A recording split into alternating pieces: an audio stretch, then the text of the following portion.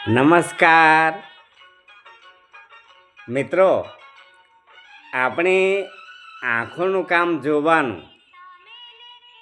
એ આપણી આંખો જે કંઈ દ્રશ્ય સામે દેખાય એ જોઈ અને મગજમાં મેસેજ મોકલી આપે. આપણા કાન સાંભળવાનું કામ કરે. એને જે કંઈ સંભળાય તે સાંભળીને મગજમાં મેસેજ મોકલી આપે. એટલે આ બંને અંગોનું કામ તો પૂરું થયું.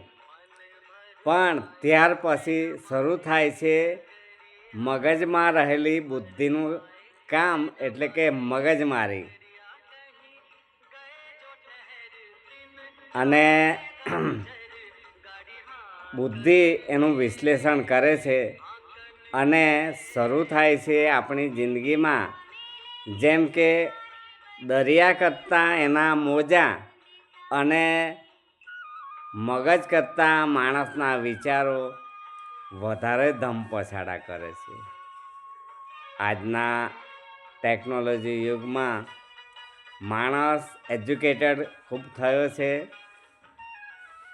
અને ટેકનોલોજીમાં આજે યુવા પેઢી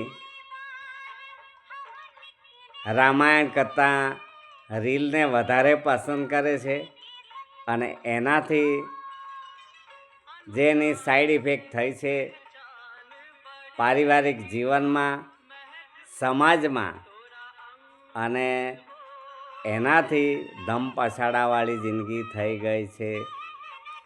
તો એમાંથી આપણે આ જિંદગી થોડા સમયની એમાં શાંતિથી અને મોજથી માણવી હોય તો ક્યારેક સમય મળે ત્યારે આપણી આંખોને લીલાછમ જંગલો, હરિયાળા જંગલોને બતાવીએ.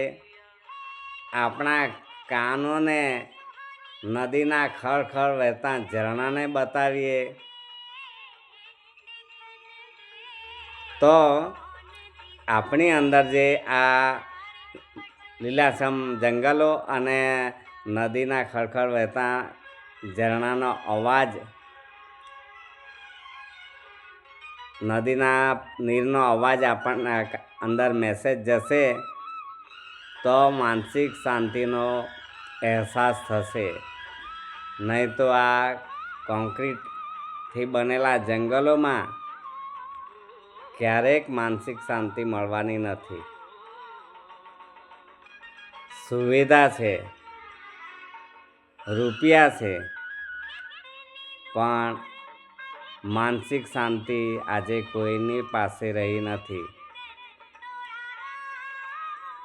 કોઈને પણ પૂછો, મારી પાસે સમય નથી.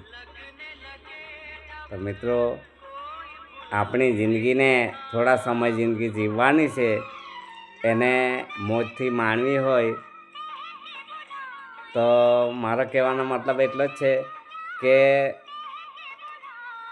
પ્રકૃતિની સાથે કુદરતના ખોળે જિંદગી જીવવાનો આપણે પ્રયાસ કરીએ. અને જે કંઈ છે આપણી પાસે, આપણા કર્મો કરતાં જે કંઈ આપણને ભગવાને આપ્યું છે એમાં સંતોષ માનીને આ જિંદગીને માણીએ. નહીં તો આજે ધન મેળવવા માટે માણસે એટલી આંધળી દોટ મૂકી છે કે એ દોડતા પગ નીચે કેટલાક આપણા જ કચેડા જાય તેની પણ કોઈને પરવા નથી. અને આખરે એ ભેગું કરીને સાથે લઈ જવાનું નથી. છતાંય આજે માણસની નિયત આવી થઈ ગઈ છે એટલે ક્યાંય પણ શાંતિ માનસિક દેખાતી નથી. તો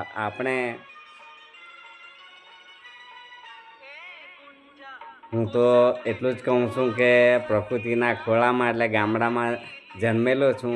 એ ભલે આજે શહેરમાં રહું છું પણ એ પ્રકૃતિનો ખોળો આજે પણ મને આનંદ આપી રહ્યો છે એને યાદ કરું ત્યારે.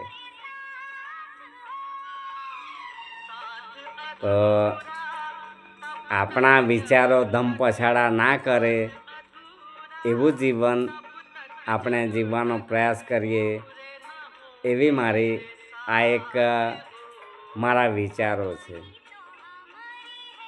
ભગુ પટેલના આપ સૌને જય માતાજી.